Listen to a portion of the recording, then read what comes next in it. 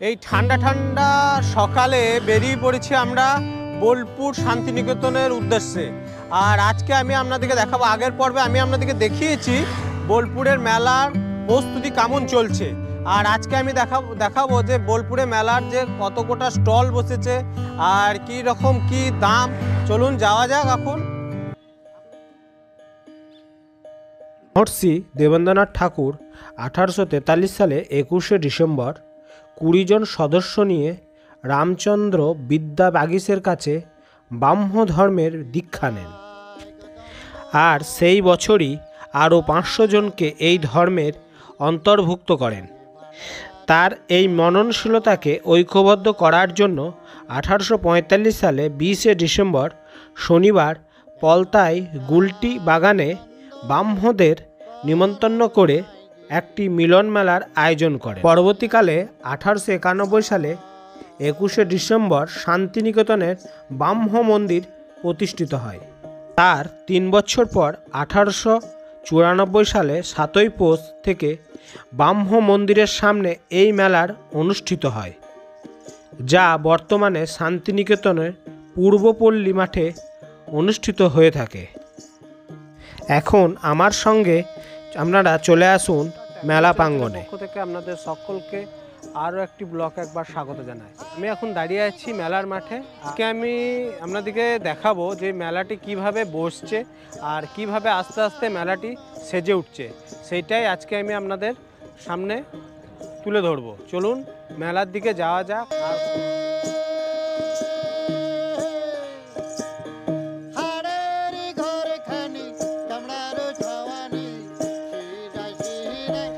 মেলাটি অনেকটাই বড়, যেহেতু মেলাটি আগামীকাল থেকে শুরু হবে। আজকে লোকজন অনেকটাই কম, তাই আমি বাইকে চড়ে মোটামুটি মেলাটি ঘুরে আপনাদেরকে দেখাবার চেষ্টা করছি।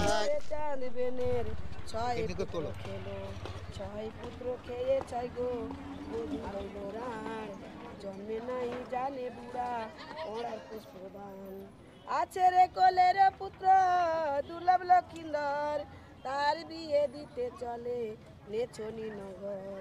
নেচনি নগরে ঘর গো অমূল্য বেনানি, তার মেয়ের নাম রেখেছে বেহুলা সুন্দরী। সম্বন্ধ করিতে গেল দনাদন বুড়া, পান খেয়ে দাঁত করেছেন মরিজের গুড়া। বিয়ে হলো লক্ষিন্দর গো পালকিতে চড়িল, আগুড়ি পিছুড়ি বেড়া কাঁধে করে নিল। সতালি পর্বতে আছে লুহার বাসর ঘর, তাই শুয়ে নিদ্রা যায় গো কান্ত লক্ষিন্দর। ইহান সুন্দর শরীর কোনখানে খাবো, দেবগণে জিজ্ঞাসিলে কি বলে বলিব। চন্দ্র সূর্য সাক্ষী রেখে মারিল কামড়, আর বিষের জ্বালায় জেগে উঠে বালা লক্ষিন্দর। বলে উঠো না গো রামা সাহেবেনের ঝি, তোরে এলো কালো নিদ্রা আমায় খেলো কি।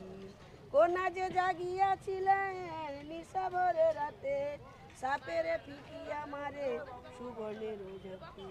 লেজ কাটা গেল কালিনী রাড়াই আঙুল, সাপিনী পালিয়ে গেল।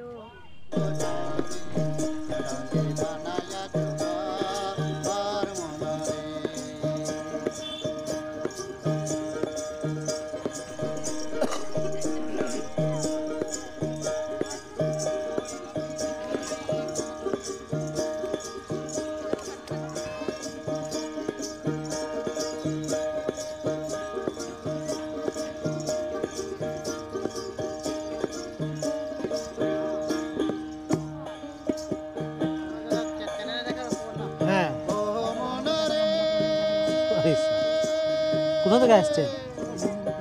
মেদিনীপুর থেকে। শাড়ির উপর প্রিন্ট হচ্ছে, ওড়নার উপর না? এই প্রিন্টের যে কালার করা হচ্ছে উঠে যাবে না? উঠবে না? না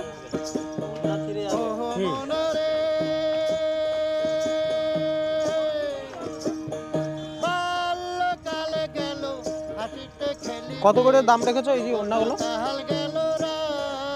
500।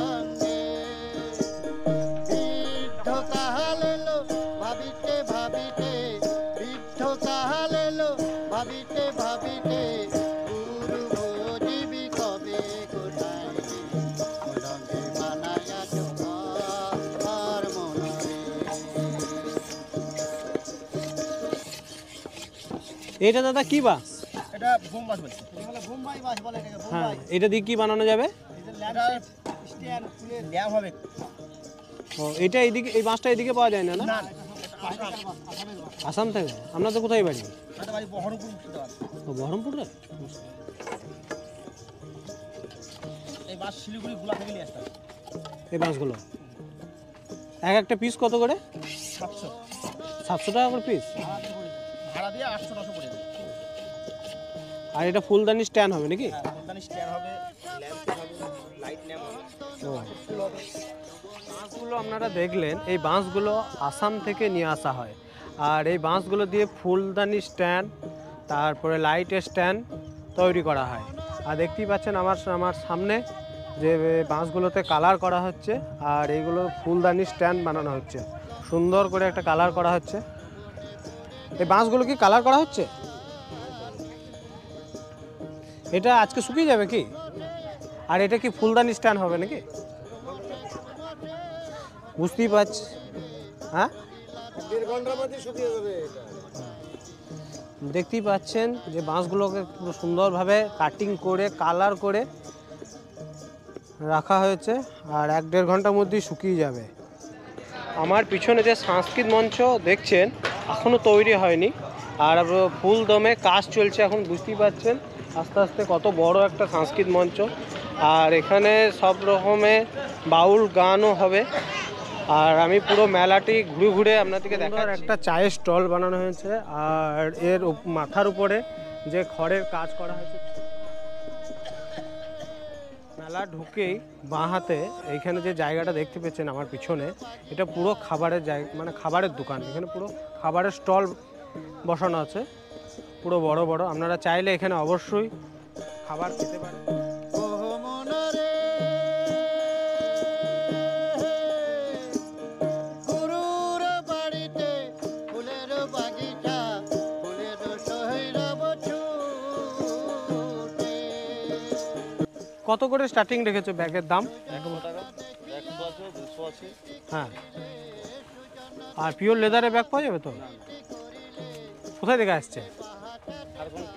ঝাড়খণ্ড থেকে, দুমকা। আপনারা দেখতেই পাচ্ছেন এখন মেলা পরিপূর্ণভাবে সেজে ওঠেনি, আস্তে আস্তে সেজে উঠছে। মোটামুটি রাতের মধ্যে পুরো মেলা সেজে উঠবে, আর কালকে 24 তারিখ মেলা শুরু হয়ে যাবে।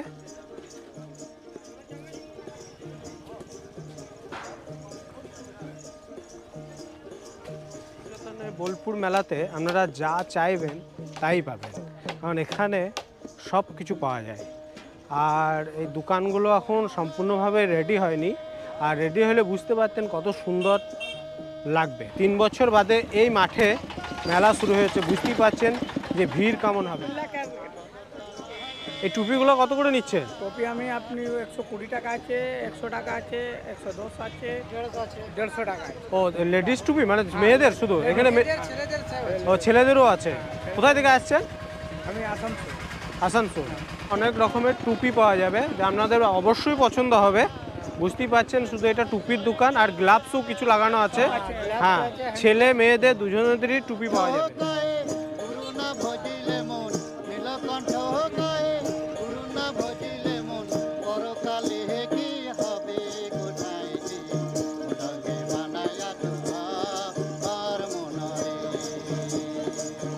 কেন মিঠাই গো দ্বন্দ্ব পর কোথায় যে উলঙ্গে বানায়া তোমার মনরে।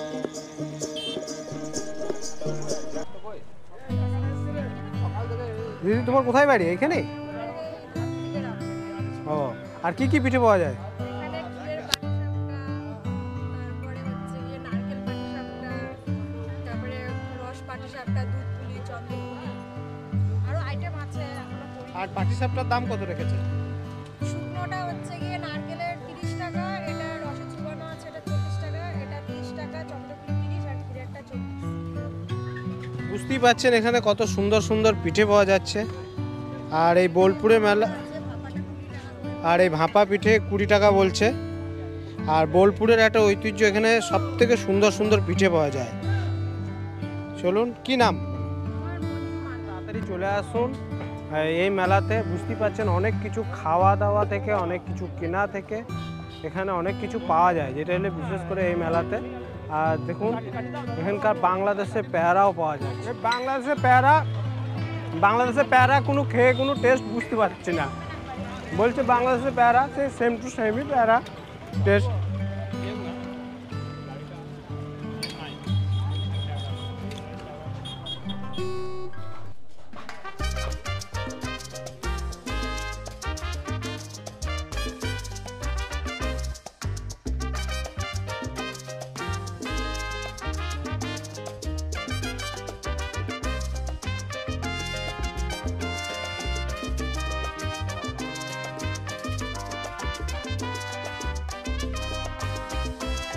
আমার ভিডিওতে মেলাটি দেখে আপনাদের আসতে অবশ্যই ইচ্ছা করছেন, আর আপনারা দেরি না করে অবশ্যই তাড়াতাড়ি চলে আসুন। ঘুরতে ঘুরতে অনেকখানি সময় পেরিয়ে গেল। মেলা কেমন লাগলো অতি অবশ্যই লিখে জানান। যদি ভালো লেগে থাকে তাহলে অতি অবশ্যই তাড়াতাড়ি মেলাতে চলে আসুন। ব্লগটা বাড়িয়ে দেরি করছি না, সকলে ভালো থাকবেন। চলুন যাওয়া যাক।